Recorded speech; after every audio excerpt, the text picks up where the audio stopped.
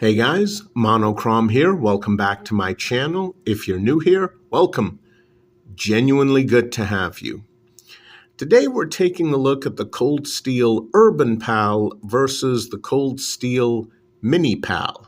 Now at first, this might seem to be a bit of an odd versus comparison, but bear with me. Now as you can see from the boxes and the box art, these two single-edged serrated push knives don't seem to be all that different in size. The biggest difference being that the Mini Pal has a hole in the blade and the Urban Pal doesn't. And if you read the specs off the boxes, you quickly notice that the biggest difference between these two models is literally half an inch.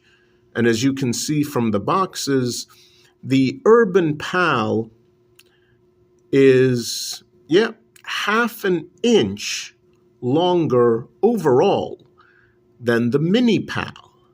So why does Cold Steel offer up what is seemingly the very same model, only half an inch difference? It seems odd.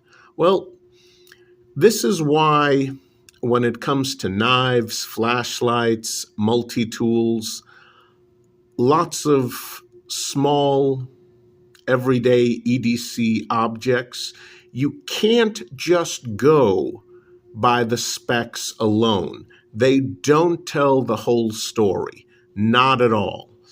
And in the case of these two knives, that half-inch difference as far as the specs are concerned definitely does not tell the whole story, even though based on the box art, it looks as though, hey, very same model.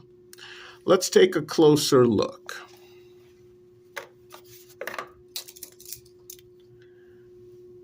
Here's the Urban Pal. And as you can see, it is a pretty small model.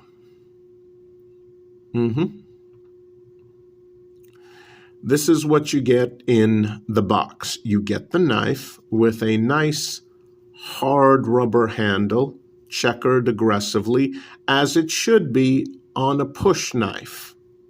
You get the Securex sheath on one side in small letterings. It says Securex.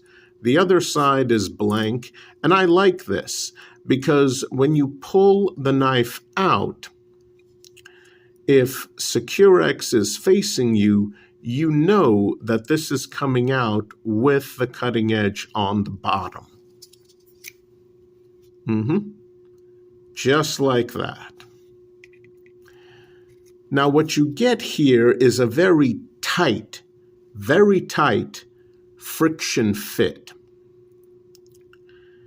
And unfortunately, it's been my experience that over time, a very tight friction fit, even on a sheath that is mimicking Kydex,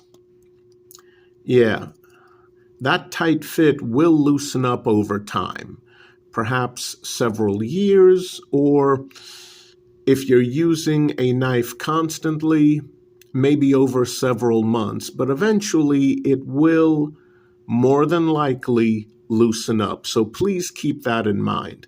But when this is relatively new and you don't use it that much, you do get a very tight friction fit.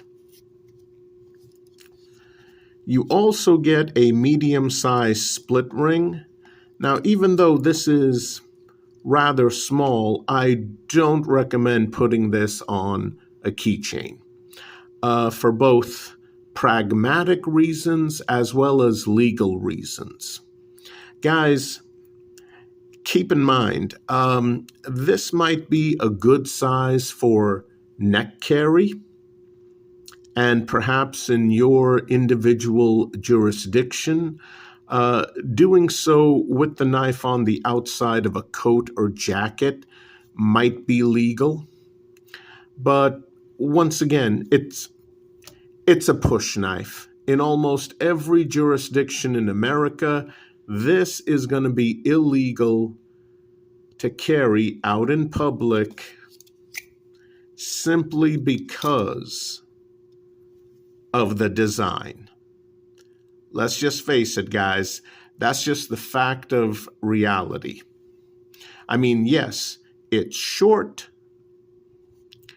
but blade length does not matter if a specific type of knife, such as a push dagger or a push knife, is specifically banned. It doesn't matter if that cutting edge is 1/2 inch or 22.5 inches long. If it's a push blade, oh yeah. And if it's specifically banned, yeah. Just how it is, guys. Doesn't even matter if it's single-edged. Here, some nice grooves on the back, some aggressive checkering on both sides, rubberized, hard rubber handle, and that's how it should be with a push knife.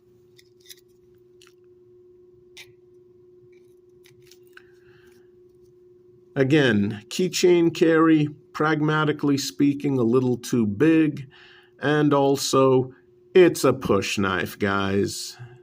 It's going to be illegal in so many jurisdictions that it's not even worth putting on your main keyring or your secondary keyring. Might not even be worth wearing this as a neck knife, even though it's a good size for one. Nice and small, not really all that handy for mundane cutting chores because of the handle shape, but fantastic as an absolute last-ditch self-defense weapon. But again, I do not advocate knives for self-defense purposes. I mean, this, honestly, I bought it to put in my collection. That's all. This is not going to be leaving the house as an EDC item on a regular basis, not even remotely. Now let's take a look at the Mini Pal, and let's take a look at what 1/2 inch difference really means. Here it is. And as you can see, yeah, that Mini Pal looks downright tiny compared to its Urban Pal cousin.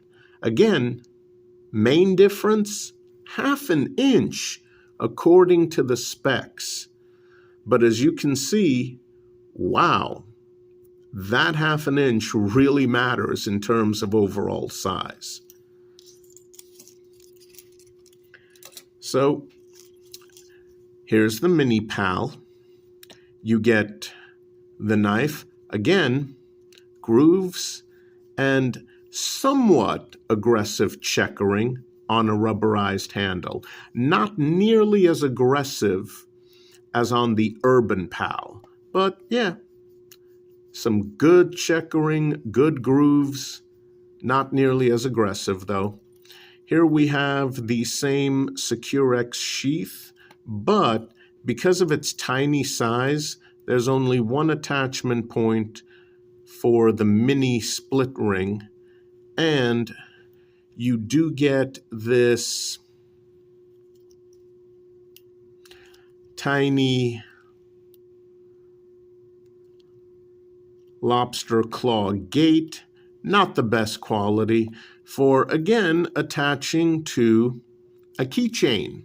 And again, I do not advocate doing that, because even though this is absolutely small enough that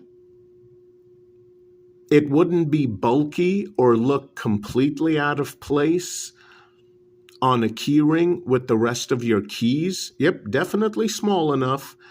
The problem is it's still a push knife, guys. It's still a push knife. Yeah. I mean, it's not like lawmakers usually make allowances for size when it comes to specific items that they're banning. I mean, no dirk, no dagger, no push dagger, no push knife. Size does not matter. Size literally does not matter. Can't have it out in public. This, again, is for the collection. And the one thing I don't like about this one, well, two things I don't like. First one, it says cold steel on both sides. So it is actually possible to pull this out and, well, there you go. See that? The cutting edge is up. I wanted it down.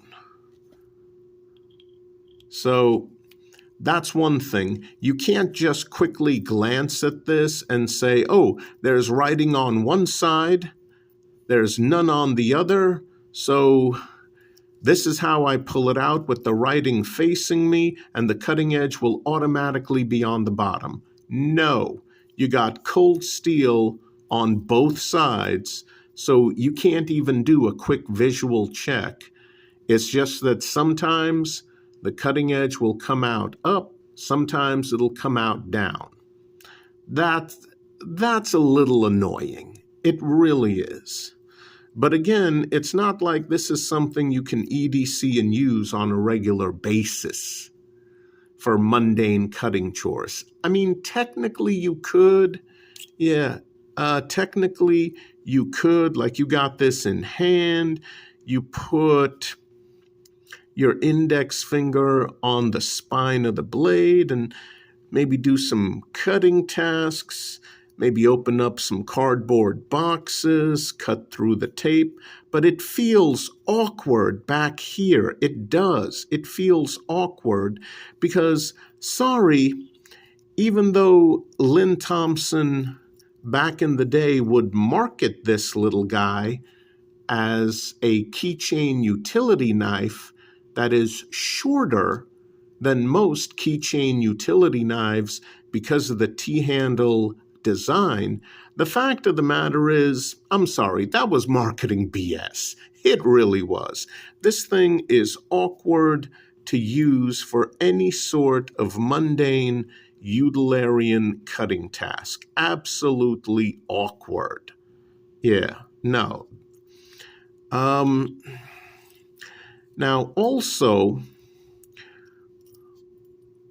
with this thing here, you could remove it and attach a better lobster claw and perhaps clip that lobster claw onto a zipper pull on your jacket. Absolutely. Here's the problem. This is still a push knife. Good luck finding any jurisdiction in America that will let you clip this onto the outside of a jacket or onto the outside of a coat. And using this as a zipper pull. I mean, it's just, if you need a zipper pull, buy a zipper pull or make a zipper pull. Take some 550 cord, make it twice as long as you think you'll need it, gut the 550 cord of its inner strands, and then fold it over, tie it off at the bottom. There's your zipper pull. If you need a zipper pull, get an actual zipper pull. Don't take a push dagger or a push knife as an improvised zipper pull or something that's good enough for that task. No, because again, push knife illegal. Guys, I have always told you, stay legal. It is not worth doing dumb, cute nonsense like taking a small push knife or push dagger, wearing it as a zipper pull on the outside of your jacket, and oh, this is black, this is black. I'll just wear this as a zipper pull and walk by those officers. Well, yeah, you might get away with it a few times, but you are going to eventually encounter an observant police officer who's going to be like, sir, excuse me, sir, I need to talk to you. Yeah, you do not want to get sirred by a police officer. No. And you're going to feel, yeah, you're going to feel like an idiot if he confiscates it from you, or even worse, if he confiscates it from you, issues you a ticket, or possibly even reaches around his back for his handcuffs. Seriously, stay legal. Don't do cute nonsense like using something like this as a zipper pull, even though it has an attachment that would allow you to do that. Guys, stay legal. It is not worth breaking the law. It's not. It's a hassle, it's an inconvenience, and it's going to be a bit of a financial burden on you. Yeah, even if all you do is pay a fine, yeah, no. You do not want to waste your money on nonsense like wearing something like this as a zipper pull, even though physically you could. Physically, you could attach this. Physically, you could wear it as a zipper pull. It's not worth it. These are strictly for the collection. Strictly for the collection. Now, as far as the T-handles go, the one on the Urban Pal is actually skinnier than the one on the Mini Pal, but the one on the Urban Pal is longer than the one on the Mini Pal. And again, the grooves and the checkering on the Urban Pal are more aggressive than on the Mini Pal. I just wanted to give you guys a good comparison video and show you what half an inch difference really means. I mean, the Mini Pal in real life is significantly smaller overall than the Urban Pal. And again, I bought these two just for the collection. Maybe you would like a small push knife for your collection. Maybe you want the absolute, or close to it, smallest that you can find. Well, that's the Mini Pal. If you want something a little bit bigger, significantly bigger compared to this little guy, well, you've got the Urban Pal. And despite the fact that it's called an Urban Pal, you do not want to carry this in an urban setting. Come on, guys.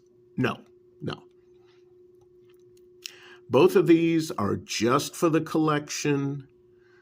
These really, despite the marketing, are not meant to be EDC'd. They're fixed blades. That's the first issue. They are push knives. That is a huge legal issue. Stay legal, guys. I mean, if you want these two or one of them for your collection, that's perfectly fine. Perfectly fine. But please, don't pretend that two small push knives are utility knives. They're not. They're not. Let's be realistic. Let's be honest. These are absolutely not designed for mundane cutting chores. They're push knives. You know what they're designed for. Come on now. But as far as what they are, and strictly for the collection or your collection, yeah, I can recommend both of these. Absolutely. Just remember to stay legal. All right, guys, that's it for today. I hope you enjoyed the comparison video. And as you can see, specs with regards to 1/2 inch difference, real world, they don't always translate into just 1/2 inch, as you just saw from this video. I hope you guys enjoyed the video. I'll see you soon. Please stay safe out there. Yes, it's still dangerous, unfortunately.